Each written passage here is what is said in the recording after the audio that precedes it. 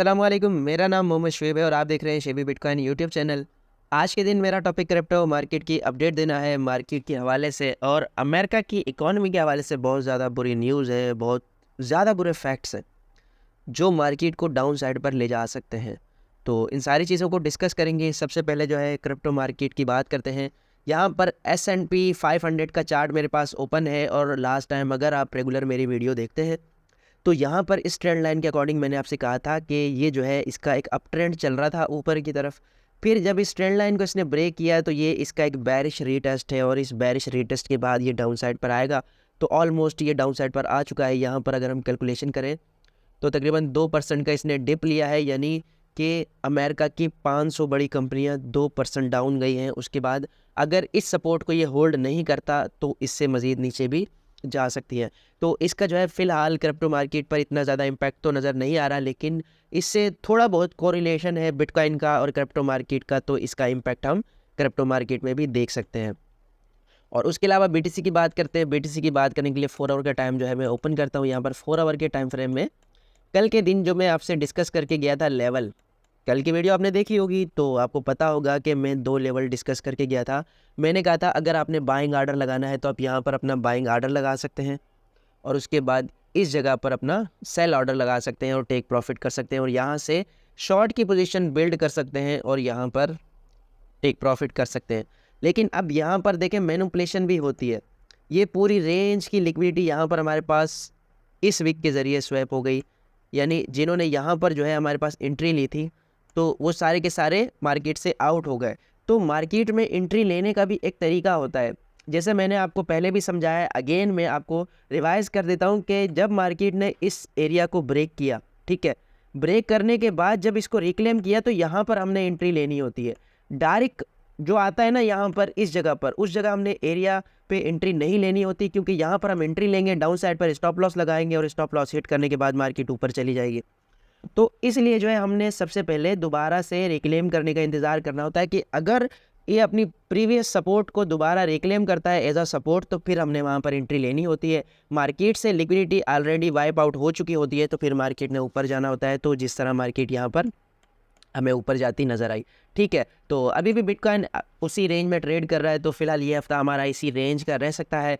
और अगर अगेन यहाँ BTC डाउन साइड पर आता है और यहाँ पर हमें मिल जाती है 4 आवर की कैंडल या फिर 1 आवर की कई कैंडल्स या फिर डेली क्लोजिंग डाउन साइड पर आती है, तो फिर हमें मार्केट डाउन साइड पर नज़र आ सकती है। और मैंने आपसे कहा था इस वीक के शुरू में ही, मंडे के दिन मैंने वीडियो बनाई थी, मैंने कहा था मार्केट मुझे कुछ खास करेक्शन लेती हुई नज़र नहीं आ रही, क्योंकि यहाँ पर हमारे पास RSI हमने देखी थी इन सारे टाइम फ्रेम में 35, 36, 37 के करीब थी। तो मैंने कहा था RSI के अकॉर्डिंग मार्केट से सेलर आउट हो चुका है, तो इस वजह से मार्केट में हमें सेलिंग प्रेशर ज़्यादा नज़र नहीं आएगा। तो ऑब्वियसली ऐसा ही हुआ और अभी तक हमें मार्केट बिल्कुल ही साइडवेज मूव करती हुई नज़र आ रही है। और इथीरियम की बात करते हैं। इथीरियम के भी मैंने सेम लेवल्स आपसे डिस्कस किए थे, और इथीरियम में भी एक तो मैनिपुलेशन हुई। यहाँ पर देखिए कितनी बड़ी लंबी वीक गई। यहाँ पर जैसे ही इस एरिया को ब्रेक किया होगा लोगों ने शॉर्ट की पोजीशन ली होंगी, और यहाँ पर जो है या तो यहाँ पर शॉर्ट की पोजीशंस बिल्ड की होंगी या इसके ब्रेक डाउन पर शॉर्ट की पोजीशंस बिल्ड की होंगी, अप साइड पर स्टॉप लॉस लगाए होंगे, सारे के सारे जो है यहाँ पर वॉश आउट हो गए मार्केट से। तो सेम वही जो मैंने आपको रूल बताया वही हमने यहाँ पर अप्लाई करना है। अगर ब्रेकआउट होगा तो हमने रिक्लेम होने का इंतज़ार करना है कि प्रीवियस रेजिस्टेंस को ये रिक्लेम करेगा, तो यहाँ से हम फिर मार्केट को शॉर्ट करेंगे, और उसके बाद मार्केट अपने लेवल पर गई और उसके बाद अगेन इसने यहाँ पर जो है एंट्री आपने ली होगी तो अगेन ये अपने उसी लेवल को टच कर रही है जो लेवल मैंने आपको बताया था। यानी 3 बार की एंट्री बनती है, लेकिन ये लेवल बहुत छोटा है, सिर्फ $50 का। तो जो नए ट्रेडर है या फिर जिनको 2-3 साल 4 साल का एक्सपीरियंस नहीं है, उनको इतने छोटे लेवल पर ट्रेडिंग करना काफ़ी ज़्यादा रिस्की हो सकता है। जिस तरह आप देखें यहाँ पर पूरे तकरीबन $20 की वीक लगी है, तो जिनके स्टॉप लॉसेस इस पूरे एरिया में जहाँ पर भी स्टॉप लॉसेस लगे थे वो सारे के सारे मार्केट से आउट हो गए और उनकी पोजीशंस जो है वो क्लियर हो गई मार्केट से। और उसके अलावा यहाँ पर रियूम टोकन की बात करते हैं। रियूम टोकन अच्छा खासा पंप कर रहा है, और लास्ट टाइम इन्होंने जो है एक सिस्टम अपना लॉन्च किया था बारविंग लैंडिंग, तो इसकी वजह से इसने अच्छा खासा पंप लिया था। फिर यहाँ पर साइडवेज मूवमेंट के बाद अगेन इसने अपनी इस रेंज को ब्रेक कर दिया है। इस रेंज के ब्रेकआउट के बाद ये एक रीटेस्ट ले सकता है डाउन साइड पर, और इस रीटेस्ट पर जो है हम एंट्री ले सकते हैं, और उसके बाद ये अप साइड पर हमें अच्छा खासा प्रॉफिट दे सकता है, जिसमें अभी करंटली ये अपनी रेजिस्टेंस पर मौजूद है, हॉरिजॉन्टल रेजिस्टेंस है यहाँ पर, और अच्छा खासा यहाँ पर इसको सेल प्रेशर मिल सकता है। तो एक बार लाजमी डाउन साइड पर रिटेस्ट मिलेगा इससे, और फिर अगर अगेन इसको वॉल्यूम मिलता है तो ये ब्रेकआउट कर सकता है। और उसके अलावा बात करते हैं GMX टोकन की। GMX टोकन मैंने आपसे शेयर किया था परसों के दिन, 3 दिन पहले GMX टोकन शेयर किया था मैंने, $31 पर चल रहा था, और यहाँ पर डेली और 4 आवर के टाइम फ्रेम में ये बिलो 30 था। तो मैंने आपसे कहा था, मैंने क्रिप्टो स्क्रीनर पर देखा है इसे, और मुझे इसमें पोटेंशियल लग रहा है क्योंकि नंबर 1 परपेचुअल डेक्स है ये। तो यहाँ पर ऑलमोस्ट 2 दिन में 10% का इसमें इंक्रीज़ आया है। अगर आपने एंट्री ली थी तो आप अभी प्रॉफिट में होंगे। और ID टोकन का मैंने आपसे डिस्कस किया था, फिलहाल ये अपनी डाउन साइड की रेंज में ट्रेड हो रहा है। जब तक कि इस रेंज को रिक्लेम नहीं कर लेता तब तक इसमें कुछ खास अपसाइड की मूवमेंट जो है वो नहीं देखी जाएगी। अच्छा, जेनेसिस ब्लॉक की बात करते हैं। जेनेसिस ग्लोबल कैपिटल ने फाइल किया है DCG ग्रुप के खिलाफ केस। इनकी जो डिबेट है वो चल रही है 2022 से, और पूरा 2023 का अरसा गुजरा, इसमें इनकी डिबेट चलती रही। कई बार इन्होंने डील भी की, फिर वो डील फाइनल नहीं हुई। तो अब फाइनली $600 मिलियन का इन्होंने जो है डेबिट लेना था इनसे, और इनकी पेमेंट करनी थी, जो कि अभी तक नहीं कर रहे। तो इस पर जो है इन्होंने इसके अगेंस्ट केस कर दिया है। अब अदालत जो फैसला करेगी उस फैसले के हिसाब से इन्होंने अमल करना है। अगर वो अदालत कहती है कि भाई अपनी जो भी आपके पास एसेट है उनको सेल करके पेमेंट करो, तो फिर मार्केट में एक सेल प्रेशर भी आ सकता है। और DCG ग्रुप जो है ये ग्रे स्केल की ही एक सिस्टर कंपनी है, तो इसका इम्पैक्ट मार्केट में आ सकता है। अच्छा, ये हितेश नामी एक इंडियन एनालिस्ट है, इसने एक चार्ट शेयर किया है यहाँ पर। इसने अपनी मेरे ख्याल में वेबसाइट क्रिएट की है, जिसमें ये अभी फ़िलहाल इसने 13 टोकन जो है लिस्ट किया है यहाँ पर। उन सब की आपको टोटली फंडामेंटल तफसील इस पर मिल जाएगी, और मज़ीद भी ये इंक्रीज़ कर रहा है इसको, और मज़ीद टोकन ऐड करेगा। तो आप इस लिंक पर क्लिक करके इन सबको गो थ्रू हो सकते हैं। और यहाँ पर बात करते हैं अमेरिका की जॉब ओपनिंग्स की, जिनमें इस कदर जो है डाउन साइड पर करेक्शन आई है। और जब भी ये करेक्शन आई है तो एक फाइनेंशियल क्राइसिस फेस करना पड़ा है अमेरिका को। यहाँ पर देखें तो पिछले 3 रिसेशन में जो है ऐसा ही हुआ था सेम। यहाँ जो है .com बबल आया, यहाँ पर देखें मार्केट ने क्रैश किया और रिसेशन आया। फिर 2008 में जो फाइनेंशियल क्राइसिस आया था उसमें भी जॉब्स जो है सडन क्रैश किया था।